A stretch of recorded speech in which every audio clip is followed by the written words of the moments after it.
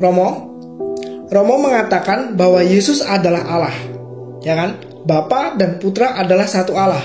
Tetapi mengapa dalam Injil Yohanes bab 12 ayat 49 Yesus berkata, "Sebab aku berkata-kata bukan dari diriku sendiri, tetapi Bapa yang mengutus aku, dialah yang memerintahkan aku untuk mengatakan apa yang harus aku katakan dan aku sampaikan." Berarti Tuhan Yesus itu kan utusan. Dia bukan Allah, hanya manusia ciptaan saja. Baik, saya mau tanya, Allah itu kekal atau tidak? Allah kekal. Tuhan Yesus mengatakan bahwa dialah sang Alfa dan Omega. Artinya adalah yang kekal. Buktinya, dia hanya utusan.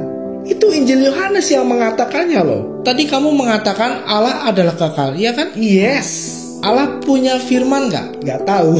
Tanya Allah saja, Romo. Jangan tanya saya. Baik, aku kasih tahu ya. Tuhan Yesus itu adalah sang firman.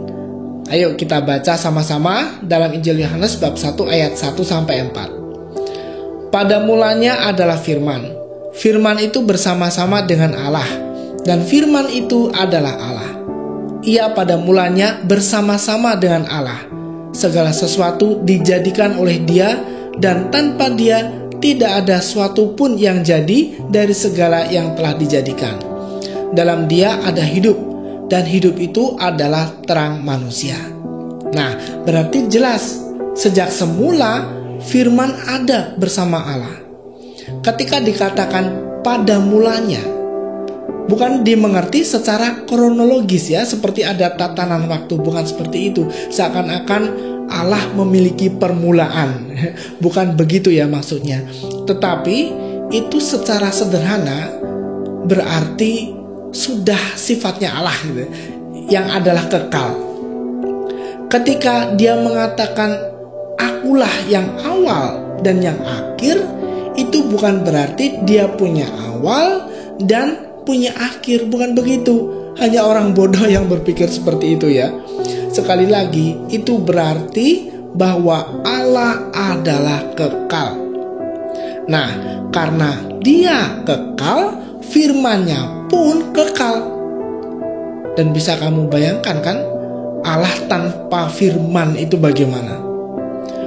Firman itu menyatakan kehendak Allah.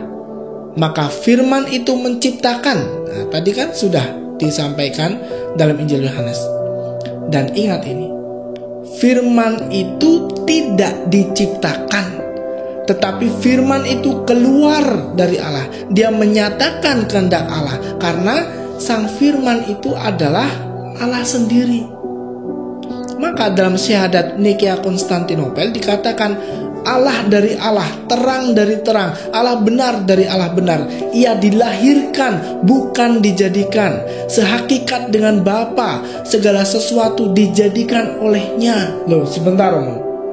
Kan Allah bisa saja menciptakan firman-Nya. Oke, kalau firman itu diciptakan, berarti ada suatu masa di mana Allah tidak punya firman, ya kan? Sehingga Dia harus menciptakan firman itu.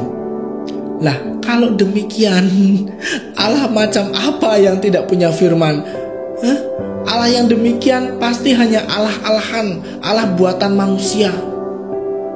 Jadi, kalau Bapa memerintahkan Tuhan Yesus untuk mengatakan apa yang harus Dia katakan, ya memang betul.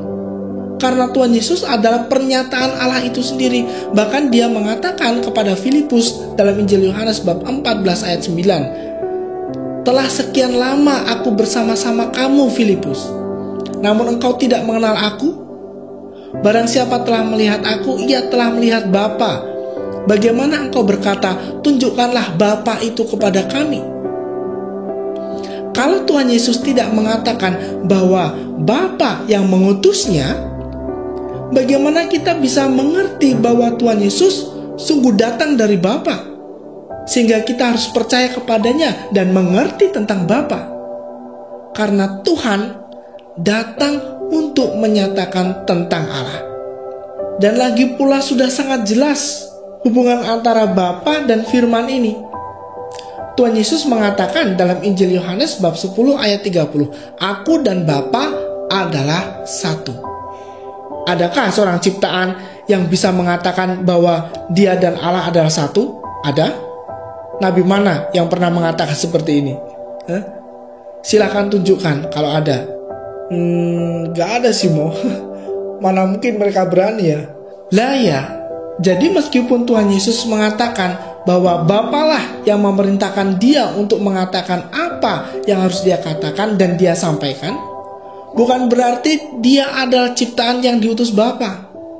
Tapi untuk menyatakan bahwa dia datang dari Allah. Dan karena dia sendirilah Allah itu menjadi manusia. Masih gak ngerti juga? Gak nyampe ya? Ya sudah, kalau gitu mendingan kamu ngopi aja sudah.